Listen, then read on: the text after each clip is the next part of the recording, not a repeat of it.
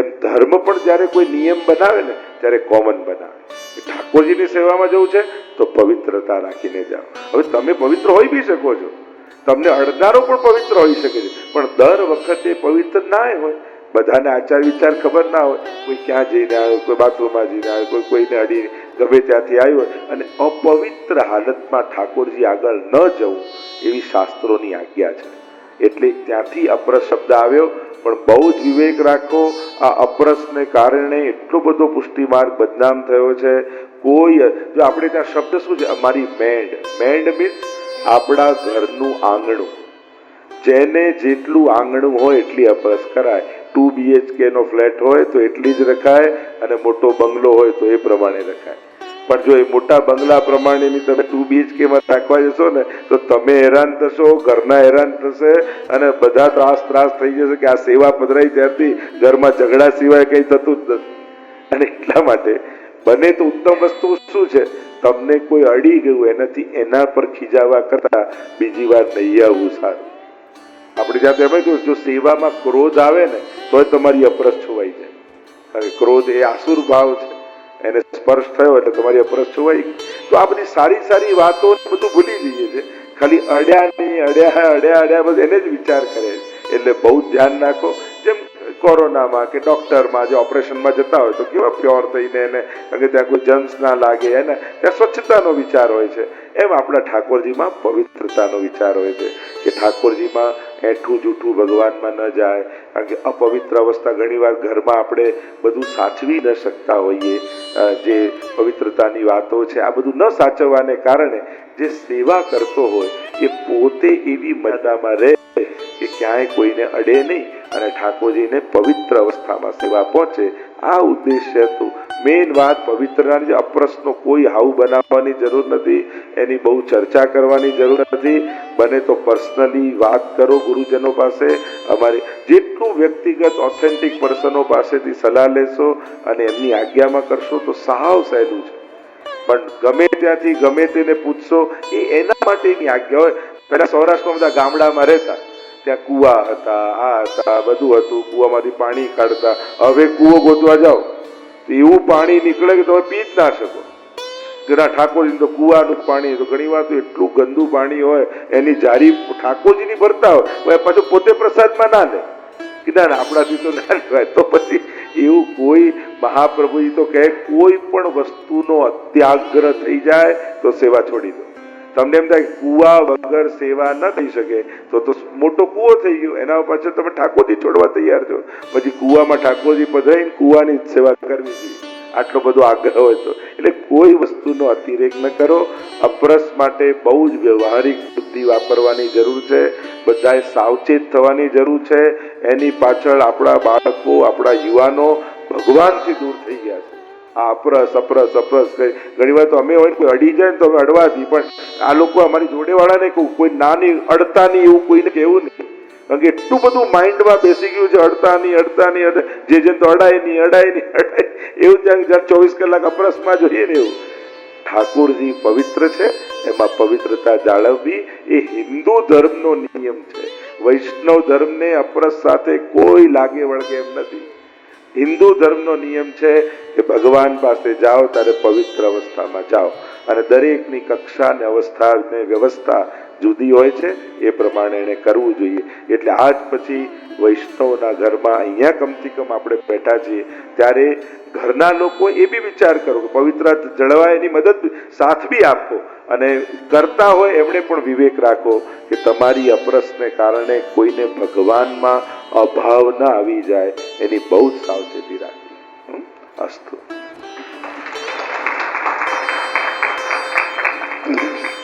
પૂજ્યશ્રી, next પ્રશ્ન જે છે એ ખાસ કરીને પુરુષ વર્ગનો છે કે જે લોકોને પોતાના વ્યવસાયના કામ માટે જલ્દી નીકળવું પડે, મોડા આવે અને કદાચ સેવા માર્ગ એમને અઘરો લાગે, તો પ્રશ્ન એ છે કે એ લોકો માટે સિમ્પલ વસ્તુ શું કરી શકાય કે શરૂઆત કરવા માટે એ લોકોને સેવાની, એ લોકો માટે શું આપનું માર્ગદર્શન છે? અને એની સાથે સંકળાયેલો બીજો પ્રશ્ન છે કે માનસી સેવા એટલે શું અને એનું શું મહત્વ છે? માનસી સેવા ક્યારે કરવી જોઈએ અને એનું શું મહત્વ છે? બહુ સુંદર વાત કરી, જે મેં કથામાં પણ કહ્યું હતું કે વધારે ટાઈમ આપે એ જ મોટો ભક્ત થઈ શકે એવું નથી, વધારે ઇમ્પોર્ટન્સ આપે એ મોટો ભક્ત થાય. કારણ કે બિઝી તો રહેવાના જ છે, લાઈફ એટલી બિઝી છે. યુવાનો આજે એટલી બધી મહેનત કરે છે સવારથી રાત સુધી, પણ પ્રભુથી વિમુખ ન થઈ જઈએ એ પણ બહુ જરૂરી. આજે અમેરિકા જેવા દેશમાં મોટા મોટા ડોક્ટરો સવારે 3 વાગે ઉઠીને સકડી ભૂખ ધનારાય છે. એટલે મેઇન એ છે કે તમે કેટલું ઇમ્પોર્ટન્સ એને આપો છો. પણ મહત્વની વાત, બીજું કાંઈ તમે ન કરી શકો તો બને તો એક શ્રી કૃષ્ણ શરણમ મમની માળા, બીજું એક યમનાષ્ટકનો પાઠ. અને ભાગવત સેવામાં ઠાકોરજીની મંગળા ન થઈ હોય તમારે એ ટાઈમે, બને તો એક ઝારીજી જુદી રાખવી અને તમારા હાથે સ્નાન કરી ઝારી ભરી અને ત્યાં બાજુમાં પધરાઈ જવી. અને જ્યારે મંગળા થાય ને ત્યારે એ બહેન એ ભાઈની ઝારીજી ઠાકોરજી આગળ પહેલી મૂકે, એટલે તમારી ઝારીજીની પણ સેવા ત્યાં પહોંચે ઠાકોરજીમાં. નહીં ઠાકોરજી જાગ્યા ન હોય તો મંદિરને દંડવત કરીને જો આટલી વાર બને તો ભગવત સ્મરણ જરૂર કરો. સૌથી પહેલા જાગો ત્યારે 3 વાર મનમાં શ્રી કૃષ્ણ શરણમ મમનું ઉચ્ચારણ કરો. બીજું, મોઢામાં કોઈ વસ્તુ પહેલી મૂકો ત્યારે 3 વાર શ્રી કૃષ્ણ શરણમ મમ કરો. કામ પર ઓફિસે જતા હો ત્યારે 2 સેકન્ડ ઉભા રહી અને યકારમાં બેસી 3 વાર શ્રી કૃષ્ણ શરણમ બોલો. ઘરે પાછા આવો અને ઘરમાં પ્રવેશ કરતા હો ત્યારે 3 વાર શ્રી કૃષ્ણ શરણમ. અને સુવા જાઓ અને સૂતા પહેલા 3 વાર શ્રી કૃષ્ણ શરણ અષ્ટાક્ષર. આટલું જો 5 વાર શ્રી અષ્ટાક્ષરનો જો જાપ કરશો તો સવારથી રાત સુધી ભગવાનની શરણાગતિ તમારી બની રહેશે. એટલે મિનિમમ જો આટલું કરી, અને આમાં કોઈ પાઠ સંસ્કૃત કે ટાઈમ કે એની જરૂર નથી હોતી, તો જો આટલું બી કરી શકો 5 વાર તો પણ ઠાકોરજી સાથે તમે જોડાયેલા રહેશો. મૂળ વાત છે પ્રભુ સાથે જીવવું, પ્રભુ માટે જીવવું. તો પ્રભુના નામની સાથે જોડાઈ અને આ રીતે સવારથી રાત સુધી 5 ટાઈમ જાગો ત્યારે, પહેલી વસ્તુ મોઢામાં મૂકો ત્યારે, ઘરથી જોબ પર જતા હો ત્યારે, ઘરેથી પાછા આવો બહારથી કામથી ઘરે, અને સૂતા હો ત્યારે. આટલી વાર જો 3 વાર અષ્ટાક્ષર કરો તો બહુ જ મોટું એનું ફળ તમને મળશે. અને જો રજા હોય કે એવા સમય હોય ત્યારે શ્રી કૃષ્ણ શરણમ મમની એક માળા અને યમનાષ્ટકનો પાઠ, જો આટલું થઈ શકે તો ખૂબ ઉત્તમ કાર્ય થશે. અને એનાથી જ યમુનાજી કૃપા કરીને તમને ભક્તિ માર્ગમાં આગળ લઈ જશે. તો મિનિમમ આટલું ચોક્કસ કરો.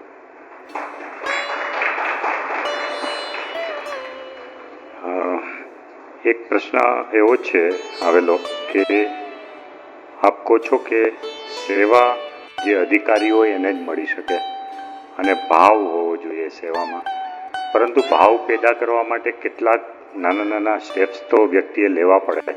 તો એ કયા સ્ટેપ હોય કે જેમાં પ્રભુ પ્રત્યેનો ભાવ લોકોને વધે? ભાવ જો એક છે ક્રિયા, કર્મ, પ્રયાસ, શાસ્ત્ર આજ્ઞા કરે એ નિયમોને પાળવા, અને બીજું છે ભક્તિ અને ભાવ. હવે જે ફિલિંગ્સ છે એ ફિલિંગ્સને આપણે કોઈ વસ્તુ દ્વારા મેળવી શકતા નથી, એ જાગતી હોય છે. અને જે ભાવની ફિલિંગ્સ છે એટલે આપણે જે પ્યોરેસ્ટ ફિલિંગ એ ભક્તિ, અને સુપ્રીમ માટે એ ભગવાન. કે આપણી આ અનેક ફિલિંગોમાંથી સૌથી પ્યોરેસ્ટ ફિલિંગ એ ભક્તિની છે. તો મહાપ્રભુ જેવી આજ્ઞા કરે છે, સૌથી પહેલો ગ્રંથ યમુના. જો ભાવના દાત્રી આપણે ત્યાં શ્રી યમુનાજીને માનવામાં આવ્યા છે કે શ્રી યમુનાજી એ મૂર્તિમન ભાવની સ્વરૂપ છે, ભાવાત્મક સ્વરૂપ. એટલે યમુનાષ્ટકમાં આપણે મુકુંદ રતિવર્તિની, ઠાકોરજીમાં પ્રેમ વધારનારા શ્રી યમુનાજી છે. તવાષ્ટકમ ઇદમ મુદા પઠતિ સુરસૂતે સદા સમસ્ત દુરિતક્ષયો ભવતી વયે મુકુંદે રતિ. ઠાકોરજીમાં પ્રેમ આપનારા, પુષ્ટિ ભક્તિ આપનારા યમુનાજી છે. તો બને તો રોજ યમુનાષ્ટકનો પાઠ કરશો અને ઝારીજીનું જલ લેશો તો નિશ્ચિત યમુનાજીની કૃપાથી ભાવનું દાન મળશે. અને બીજું આપણે ત્યાં સ્તોત્ર કહ્યું છે સર્વોત્તમ સ્તોત્ર, વિનિયોગો ભક્તિ યોગ પ્રતિબંધ વિનાશને કૃષ્ણાધરામૃતાસ્વાદ સિદ્ધિરત્ર ન સંશય. તો બીજું છે સર્વોત્તમ સ્તોત્ર, જે મહાપ્રભુજી માટેનું છે. તો આ 2 પાઠ એવા છે કે જે ભાવનું દાન કરનારા છે. અને ભાવ કરવાથી ભાવ થાય. જેમ એક નાનકડું બાળક હોય ને, જન્મ્યું હોય ત્યારે મા પાસે જ રહેતું હોય, અને મા પાસે રહેતું હોય તો બધાને એમ સ્નેહ હોય પણ બહુ પ્રેમ ના આવતો હોય, કારણ કે હજી એમને પાસે જતું પણ થોડું ઘૂંટણીએ ચાલતું થાય અને બધાના ખોળામાં આવવા લાગે ને તો બધાને એના માટે લાગણી ને પ્રેમ થવા લાગે.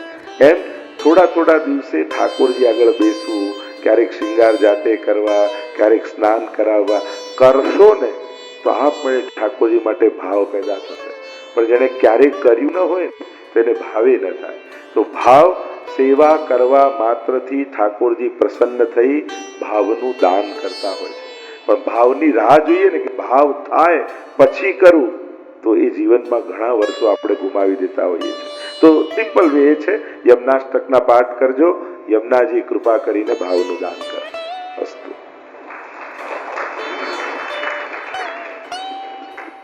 બે પ્રશ્ન એક સાથે લઈશું. એક પ્રશ્ન એવો છે કે એક વ્યક્તિ એવું કહે છે કે હું કશું જ કરતો નથી, પણ હંમેશા એ અનુભૂતિ મારા મનમાં રહે છે કે ભગવાન તો મારી અંદર જ છે, ભગવાન મારી સાથે જ છે. એ અનુભૂતિથી અલગ નથી થતો, પણ સેવાનું કશું કાર્ય કરી શકતો નથી. તો એ પૂરતું છે કે કશું કરવું જોઈએ, કે પ્રશ્ન છે. અને બીજો પ્રશ્ન એ છે કે અનન્ય ભક્તિ કરવા માટે શું કરવું જોઈએ? આ બે પ્રશ્ન. જે મનમાં ભગવાન અને એનું ચિંતન એ ખરેખર જ્ઞાન માર્ગનો પથ છે, કે સતત અવેરનેસ કે ઈશ્વર મારી અંદર છે. પણ એ અવેરનેસ આપણે જ્યારે ધારીએ છીએ ત્યારે જેમ બધામાં ઈશ્વર છે આપણે એમ કહીએ. હવે તમે થોડી ધારણા કરી, હવે તમારું પર્સ લઈને કોઈ ભાગતું થયું, તમને એમાં ઈશ્વર દેખાશે? નહીં દેખાય.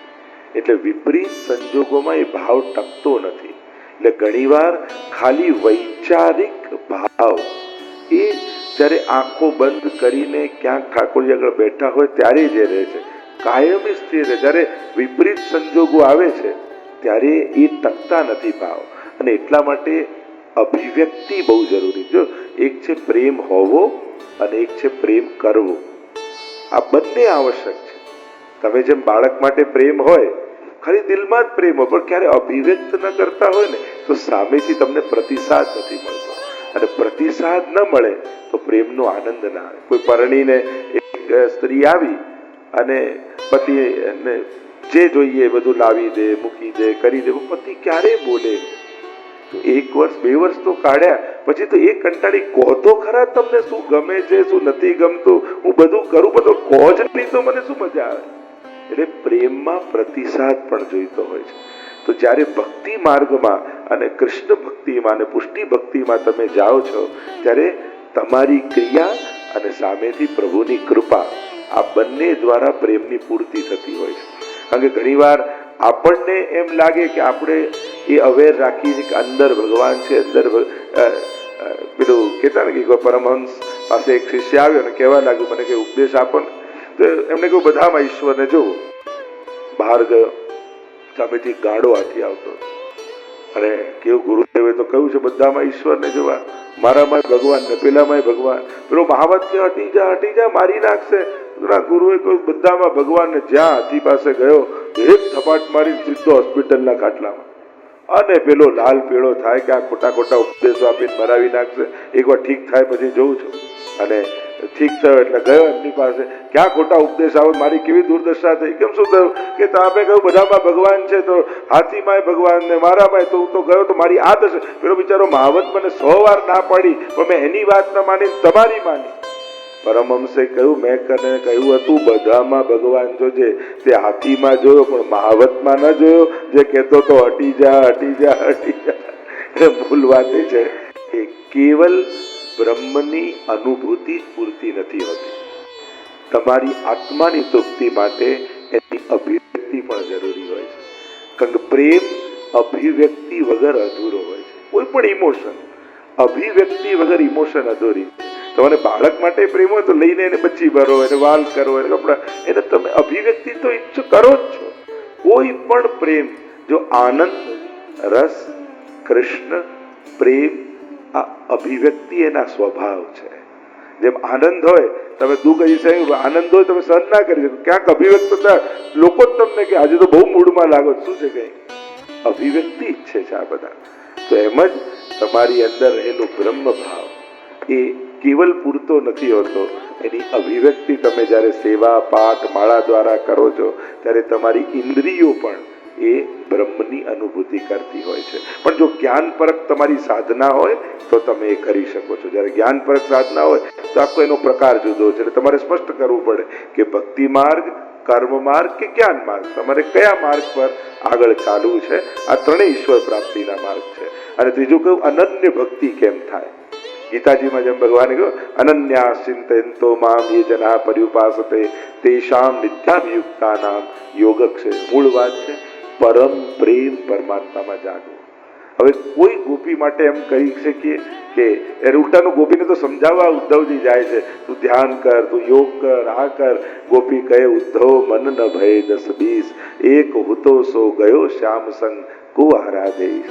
પ્રેમ તો એક જોડે થાય ને, અને પ્રેમમાં વિસ્તાર ન હોય, ઊંડાણ હોય. બંને એટલું પ્રેમનું ઊંડાણ વધારતા જશો તો સહજમાં અનન્યતા એવી પ્રગટ થશે. કારણ કે અનન્ય કે ન અન્ય એ જ અનન્ય, કે એના સિવાય બીજો કોઈ વિચાર મનમાં ન આવે એને જ અનન્ય ભક્તિ કહેવાય. અને પ્રેમ માટે અનન્યતા એ પહેલી શરત છે. જેને અનન્યતા નથી એનો પ્રેમ પણ પ્રેમ નથી, પણ વ્યભિચાર છે. એટલા માટે આપણે ત્યાં ગોપી ભાવને કારણે અનન્ય ભાવથી ઠાકોરજીને ભજવાનો ક્રમ માનવામાં આવ્યો છે. તો સર્વમાં પ્રભુના દર્શન. યોમામ પશ્યતિ સર્વત્ર સર્વમ ચ મયી પશ્યતિ તસ્યાહમ ન પ્રણશ્યામિ સચ મે ન પ્રણશ્યતિ. ગીતાજીમાં કહ્યું જે બધામાં મને જુએ છે અને મારામાં જ બધું જુએ એ જ અનન્યતા કહેવાય. દરેક જો સામેવાળાને ખબર નથી કે એનામાં ભગવાન છે, પણ આપણે તો સત્સંગ કર્યો છે ને, આપણને તો ખબર છે ને એનામાં ભગવાન છે, તો એના જેવા આપણે તો ન થઈ શકીએ. આપણે તો એની ભીતર રહેલા ભગવાનને જોઈને પણ એના દુર્ગુણોને પણ ક્ષમા કરી દેવી. તો આમ બધું એનામાં અને એ જ બધામાં છે. આ ભાવથી જ અનન્યતા પ્રગટી શકે. અને જ્યારે પરમ પ્રેમ પ્રગટે છે ત્યારે અનન્યતા કરવી નથી પડતી હોતી, થઈ જ જતી હોય છે. અસ્તુ.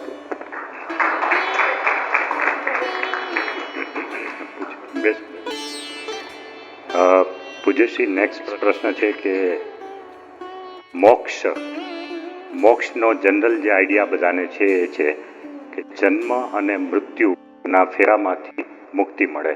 એ મોક્ષનો જે જનરલ કોન્સેપ્ટ રીતનો છે. અને આપે પણ કહ્યું કે દુઃખનું મૂળ કારણ એ જ છે કે જન્મ લીધો એટલા માટે દુઃખ આવ્યું છે. પરંતુ અમે એવું સાંભળ્યું છે કે વૈષ્ણવોને તો મોક્ષ પણ નથી જોઈતું આ પ્રકારનું. તો પછી પુષ્ટિ માર્ગમાં મોક્ષનો શું કોન્સેપ્ટ છે? સુંદર પ્રશ્ન આ કહી શકાય. કારણ કે મોક્ષ માટે ઘણી બધી વ્યાખ્યાઓ મુક્તિ માટેની કહેવાય છે. એક સાધારણ નોર્મલ જે વ્યાખ્યા આપણા સનાતન ધર્મમાં જે વ્યાખ્યા કરીએ છે કે મુક્તિનો અર્થ થાય જન્મ મરણના પુનરપી જનનમ પુનરપી મરણમ. એ જન્મ મરણના ચક્રમાંથી છૂટી બ્રહ્મમાં ભળી જવું, એને મોક્ષ કહેતા હોય. એટલે સાધારણ તમને કોન્સેપ્ટ જો સમજો, આપણે કે આની આત્માની શાંતિ માટે અમે પ્રાર્થના રાખી છે, તો આત્મા તો શાંત જ છે, એને શાંત કરવાની ક્યાં જરૂર છે? મુક્તિ કોને કહેવાય છે? સૌથી પહેલા બેઝિક કોન્સેપ્ટ સમજાવો. આપણું એક સ્થૂળ દેહ હોય, અંદર એક સૂક્ષ્મ દેહ હોય, અને સૂક્ષ્મ દેહમાં ઇન્દ્રિયો, સંચિત કર્મો આ બધા વસતા હોય, અને આત્મા એની જોડે કનેક્ટ હોય. એ તો ઘણી વાર આપણને આ શરીરે પાપ કર્યા, મરી ગયું, બાળી દીધું, તો બીજા શરીરે કેમ ભોગવવાનું? આપણે એમ થાય ને, કર્યા કોઈ શરીરે અને ભોગવે બીજું કોઈ શરીર, તો બીજું શરીર કઈ રીતે? ગીતા જેમ કહે છે કે આત્મા કઈ રીતે ગતિ? માકડની જેમ પેલા સિલેક્ટ કરે પછી બે પગ ઉપાડે, જેમ માકડ ચાલે ને એમ આ સૂક્ષ્મ દેહ, જ્યારે સ્થૂળ દેહ મરી જાય છે